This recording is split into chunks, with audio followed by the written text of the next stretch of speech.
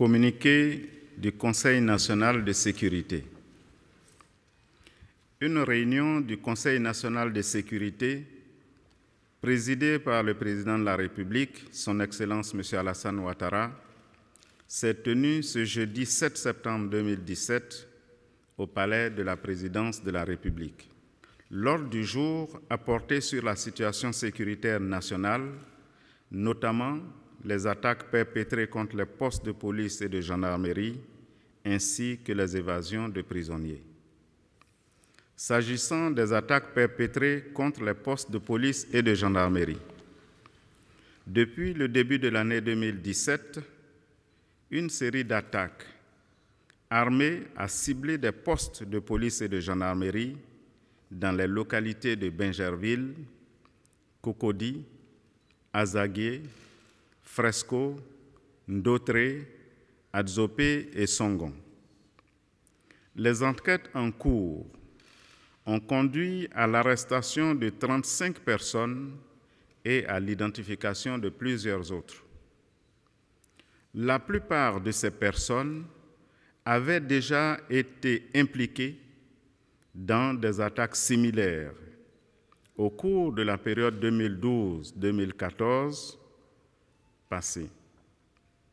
Arrêtées et incarcérées, elles avaient été libérées dans le cadre du dialogue politique et du processus de réconciliation nationale.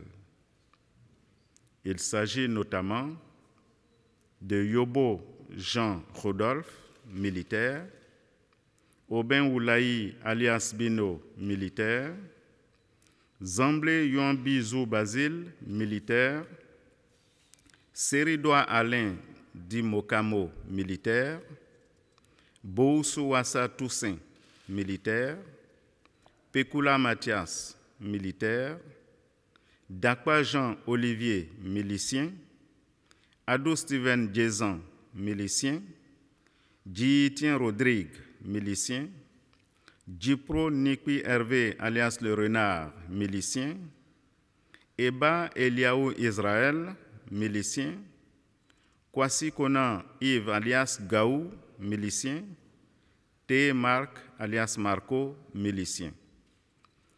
Il apparaît clairement que les mesures de clémence prises en vue de promouvoir la paix et la réconciliation n'ont pas été comprises comme telles par ces individus qui continuent de constituer des menaces pour l'intégrité physique et la quiétude des populations, ainsi que pour la stabilité des institutions de la République. Par ailleurs, les attaques de Ndotré, Azagué et Adzopé ont mis en évidence l'implication de démobilisés et de militaires dont certains ont été mis aux arrêts. Il s'agit notamment de Diabaté Aboulaye alias Ablo la Requête, Ouattara Nyonzié, Lassina, Balo Aruna, Zoré Yaya alias Yanes. Les informations recueillies au cours des enquêtes et des auditions montrent clairement que ces attaques s'inscrivent dans un projet de déstabilisation impliquant notamment des responsables politiques, aussi bien à l'intérieur qu'à l'extérieur du pays, plus particulièrement au Ghana. Ces personnes instrumentalisent et arment certains démobilisés et militaires déloyaux. Parmi les instigateurs de ce projet de déstabilisation figurent Damana Pikas, en exil au Ghana, Stéphane Kipré, en exil, Lobognon Henri, recherché, lieutenant payé Emmanuel, recherché. Les forces de défense et de sécurité ont reçu des instructions du Conseil national de sécurité pour agir avec la plus grande fermeté dans la traque des auteurs et des instigateurs de ces attaques afin de les traduire devant la justice. Le gouvernement tient à rassurer les populations que des dispositions sont prises pour apporter une réponse vigoureuse à ces actes criminels et garantir leur quiétude. S'agissant des évasions de prisonniers, depuis le 6 août 2017, des évasions de prisonniers sont survenues dans les maisons d'arrêt et de correction de Gagnoa, Aboasso et Kachola, ainsi qu'au palais de justice d'Abidjan-Plateau. Les recherches en cours ont permis l'arrestation d'un certain nombre de prisonniers évadés.